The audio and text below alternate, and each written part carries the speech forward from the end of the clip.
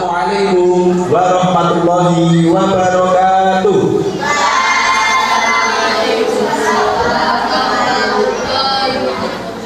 Selamat pagi anak-anak. Pagi, luar biasa. Tetap semangat. Allahu Akbar. Ya, anak-anak masih semangat ya. Nah, dan saya ucapkan terima kasih kepada Bapak, Ibu wali murid yang telah bersedia untuk mendampingi putra-putrinya, yaitu dalam acara sosialisasi P5. Bapak, Ibu, dan anak-anak sudah pernah mendengar yang namanya P5? Sudah atau belum? Anak-anak? Belum? Bapak, Ibu? Belum. Nah, belum. Kalau belum, ini penjelasannya di apa itu P5? Ya, P5 dalam kurikulum Merdeka ini adalah penjelasannya. P5 itu merupakan singkatan dari proyek penguatan profil pelajar Pancasila. Jadi P-nya ada 5. Apa nama? Yang pertama, proyek penguatan profil pelajar Pancasila.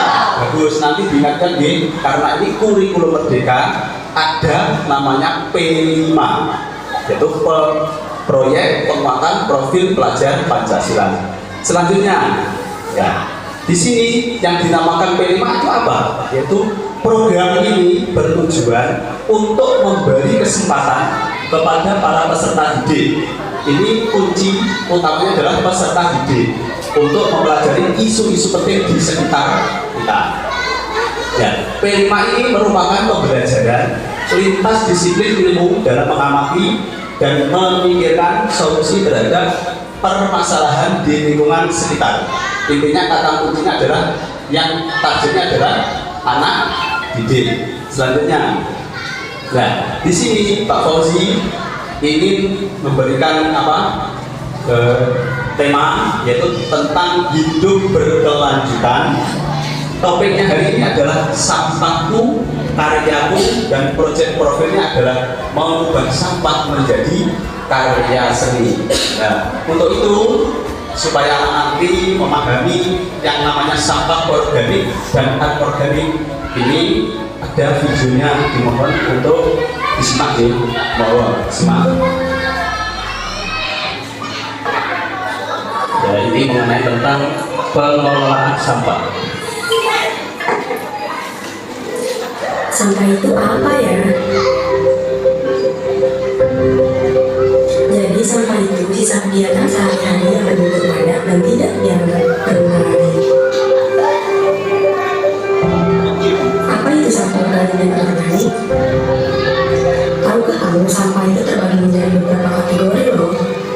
Setiap hari aktivitas yang kita lakukan berpotensi menghasilkan sampah. Sampah organik yaitu sampah yang mudah terurai, misalnya daun kering, tulang, duri, ikan, dan lain-lain. Dan sampah anorganik, sampah yang sulit diurai, misalnya plastik, logam, kertas, dan lain-lain. Lalu, bagaimana cara mengelola sampah?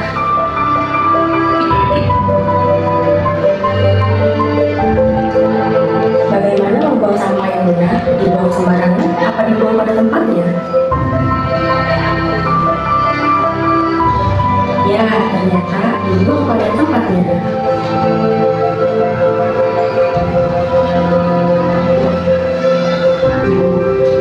Cara yang lebih baik dalam mengolah sampah, sampah kering ataupun sampah basah.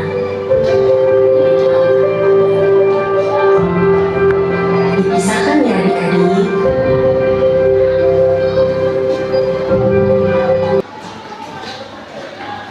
Oke, demikianlah video mengenai tentang pengelolaan sampah. Apakah anak-anak pernah membuang sampah tidak pada tempatnya? Jelas pernah ya. Kadang setelah makan jajan itu kan langsung dibuang. Nah, itu kebiasaan yang harus ditinggalkan. Oke, anak-anak, setelah anak-anak menyimak video tadi mengenai tentang pengelolaan sampah, nanti anak-anak akan saya ajak untuk melihat di sekitar sekolah kita atau lingkungan kita, yaitu mengenai tentang identifikasi jenis-jenis sampah. Oke, yang pertama sampah organik dan sampah anorganik. Itu oke. Nanti persiapan untuk di luar mengidentifikasi mengenai tentang sampah. Kita ambil sampah, nanti kita buat kreasi nggih. Itu sampah anorganik bisa diambil. Kamu identifikasi nggih. Identifikasi ini adalah sampah untuk kreasi ya. Tapi bisa membedakan antara sampah organik dan anorganik. Oke, sampahnya. Pelan-pelan. Sampah untuk kreasi ya.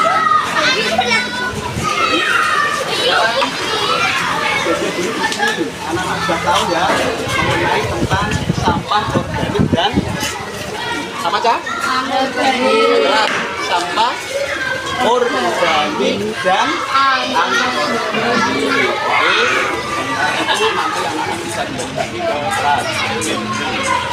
Ya, anak-anak tadi setelah anak mengidentifikasi sampah, ini bisa dilihat lagi bagaimana cara pengelolaan sampah. Bisa dilihat, monggo.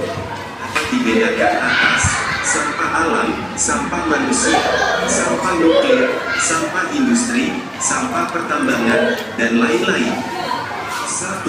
Sampah alam. Sampah alam adalah sampah yang berasal dari alam atau terbentuk secara alami. Contohnya adalah dedaunan kering, ranting, kulit kayu, dan buah-buahan yang membusuk. Umumnya, sampah alam tidak menimbulkan masalah karena mudah diuraikan secara alami. 2. Sampah manusia. Sampah manusia adalah sampah yang dihasilkan oleh manusia. Sampah ini merupakan sisa dari proses metabolisme yang terjadi dalam tubuh manusia. Contohnya adalah urin dan feses atau tinja. Sampah manusia dapat berbahaya bagi kesehatan jika tidak ditangani dengan baik. Hal ini karena sampah manusia dapat menjadi pembawa bibit penyakit yang disebabkan virus dan bakteri. 3. Sampah konsumsi. Sampah konsumsi adalah sampah yang dihasilkan oleh manusia karena mengkonsumsi atau menggunakan. Secara umum, sampah konsumsi dapat dikatakan sebagai sampah-sampah yang dibuang ke tempat sampah. 4. Dan fisi nuklir. Reaksi tersebut menghasilkan uranium dan thorium yang merupakan bahan berbahaya bagi lingkungan dan manusia. Sampah nuklir dapat menimbulkan radiasi dan mencemari lingkungan. Oleh karena itu, jenis sampah ini harus ditangani secara khusus. 5. Sampah industri. Sampah industri adalah sampah yang dihasilkan oleh kegiatan industri. Contoh sampah ini beragam, tergantung pada jenis industri yang menghasilkannya. Hampir semua produk industri akan menjadi sampah pada suatu waktu ketika sudah tidak dapat digunakan lagi. 6. Sampah pertambangan. Sampah pertambangan adalah sampah yang dihasilkan dari kegiatan pertambangan maupun sisa dari produk pertambangan. Namun secara umum, sampah dibagi menjadi 3 jenis, yaitu sampah organik, sampah non-organik, dan sampah B3. Sampah organik dan anorganik sudah dijelaskan pada awal materi. Nah, apa itu sampah B3? Ini penjelasannya. Sampah B3 adalah mengapa berbahaya? Karena umumnya bahan tadi dapat meledak, mudah terbakar, beracun, atau melukai tubuh. Sampah B3 seperti baterai, cairan pembersih, kaleng aerosol, obat nyamuk bakar, oli, aki, seng, dan besi. Perhatikan lagi. Yuk kita peduli terhadap lingkungan sekitar, karena jika bukan kita, siapa lagi?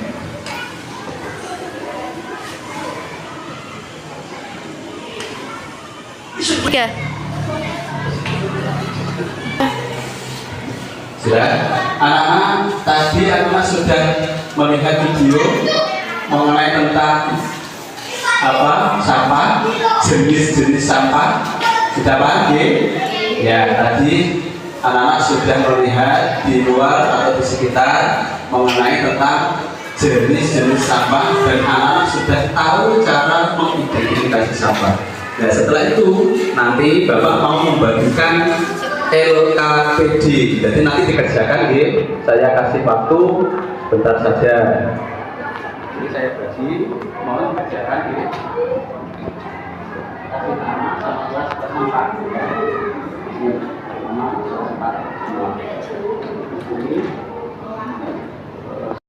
Apa yang dinamakan dengan sampah atau limbah itu pengertiannya apa, dan karakteristik sampah itu bagaimana. Yang terakhir adalah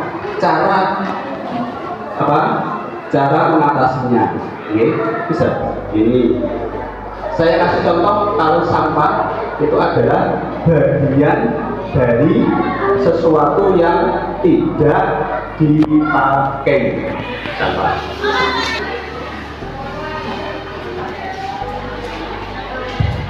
Ya, bisa ditulis penjelasan tadi dari video ya. Bagaimana anak-anak, sudah selesai? Suaranya? Sudah. Kalau sudah nanti dikumpulkan, karena tadi anak-anak sudah mengerti tentang penjelasan sampah dan jenis sampah dan sudah ditulis di situ. Kalau sudah bisa dikumpulkan, ayo maju kumpulkan sini perwakilan dari teman-temannya bawa sini. Oke, ayo maju. Oke, terima kasih. Terima kasih.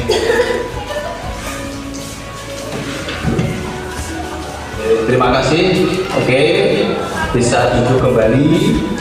Alhamdulillah anak-anak untuk sosialisasi mengenai pengenalan P5 ini sudah kita laksanakan, dan hari ini kita akan tutup dengan bacaan Alhamdulillahirabbil alamin. Sama-sama kita baca Rabbana atina fid dunya hasanah wa fil akhirati hasanah wa qina adzabannar walhamdulillahirabbil alamin.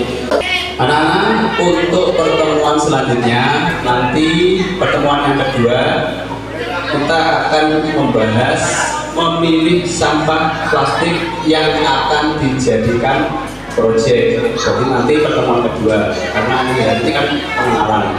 Jadi pertemuan yang akan datang kita akan memilih sampah yang akan dijadikan proyek. Alhamdulillah hari ini saya cukup sekian. Wassalamualaikum warahmatullahi wabarakatuh.